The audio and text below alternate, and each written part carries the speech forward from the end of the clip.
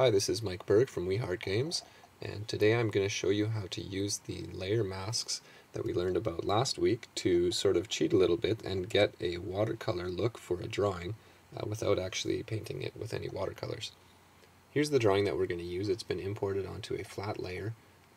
I've got some other textures in here that we're going to be playing with a little bit.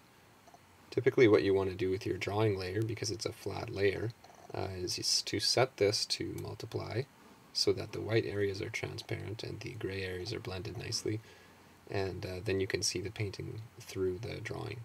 One of the things that I'm going to do with this rain layer as well, you can see, hopefully you can see that there's some of the paper here is showing through.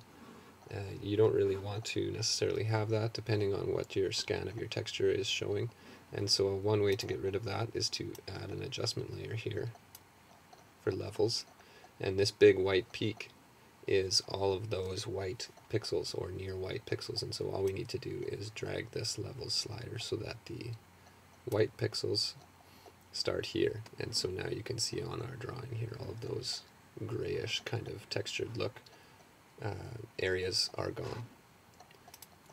So the next thing I'm going to do is import actually a layer. I've got a couple layers imported here already, but I'll show you how I did that.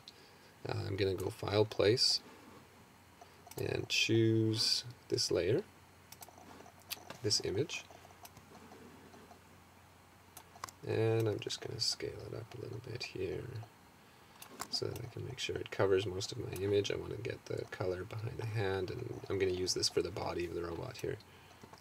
Now, once I've got it in place, I want to actually adjust this a little bit because I don't have color here behind this foot, and I don't want this hand to be quite so dark to match this nice dark shading I've got here on the body.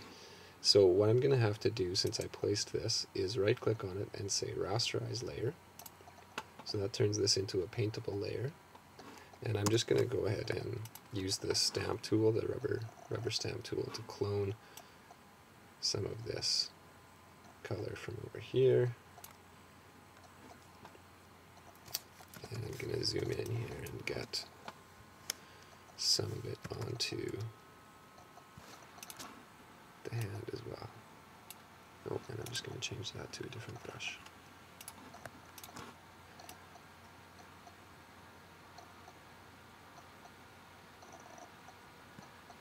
And now the hand doesn't look quite so much like it's part of the body there in the back behind it.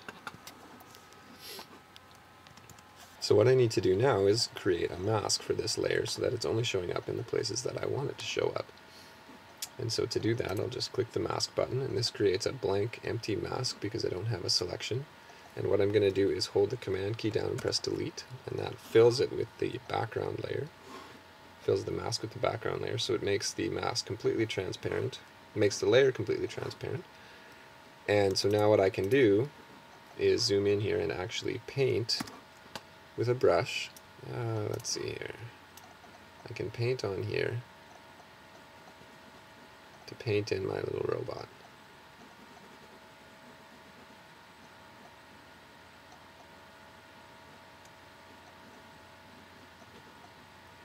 I'm not worrying too much about the edges right now. We'll clean them up a little bit, but also watercolors are often over the lines kind of art. So don't be too picky. I'm going to use the left and right square bracket keys to adjust my brush size as I'm working here.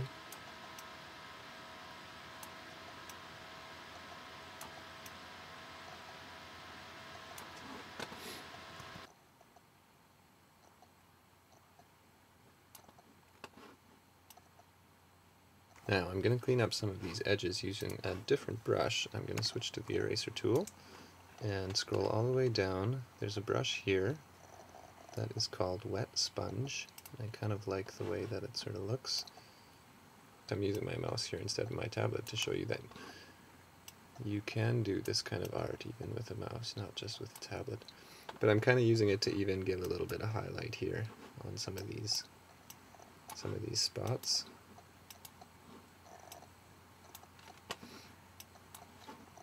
So that's close enough for now. Now I'm going to do the eyes and the chest.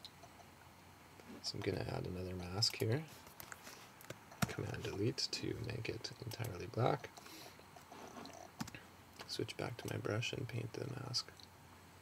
To reveal this area, I'm going to use a harder brush this time.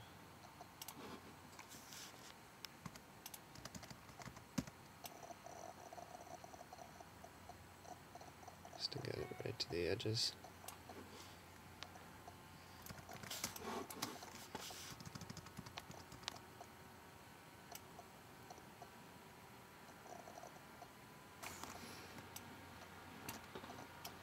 And I'll do the umbrella. Now with the umbrella, I actually like a lot of this that's around the edge here, so I'm going to leave this white and I'm actually going to paint black for the areas where I don't want it to be. So I'll press X to switch my foreground and background so that I'm going to be painting with the black. Get a nice big brush here.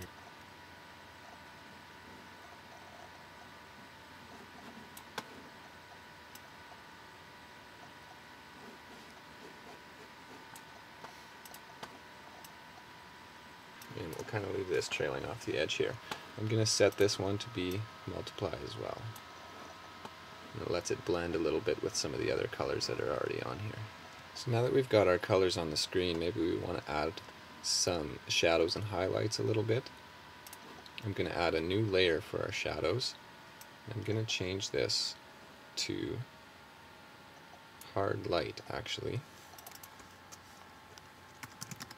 And I'm going to take my brush and I'm going to use my wet sponge brush again, and I'm going to grab sort of a darker brown.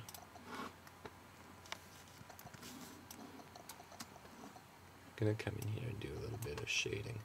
Now that obviously doesn't look very good, so we're going to bring this down here and use our clipping mask tool to make sure that that only shows up over top of the areas where this layer is visible. Just erase that a little bit, so clean that up.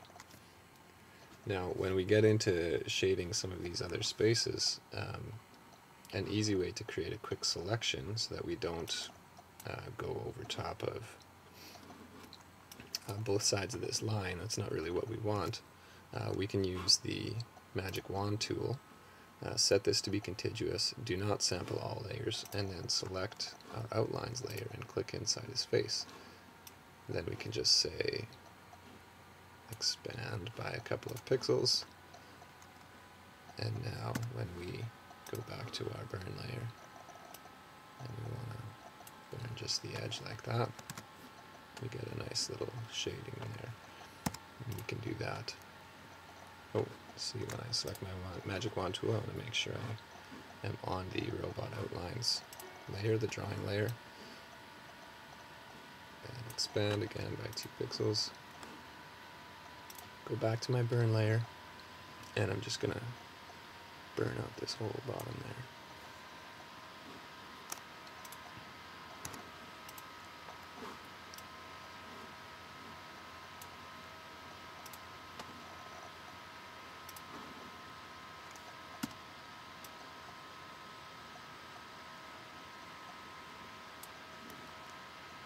And you can use that to shade your drawing. Now if you're doing a more complex drawing, sometimes you might want to save these selections so that you're not constantly having to select them with the magic wand tool and going back to your layers. You can create a new channel and fill that with white. And now anytime I can come back into here in the channels and command click that, come back to my layers and use that as a selection. So you can save selections here in your channels palette. Now sometimes the colors that you get are not always the colors that you want, so a quick way to change them is to select the layer that you want to change the color for and add a, again, hue and saturation adjustment layer, and you can change the hue of that layer to whatever you like. So if you want this to be sort of a steely gray, bring back the saturation, and there you go. That's it for today. I hope this helps. If you have any questions, you can leave them in the comments, or you can always find me on Twitter at WeHeartGames. See you next time.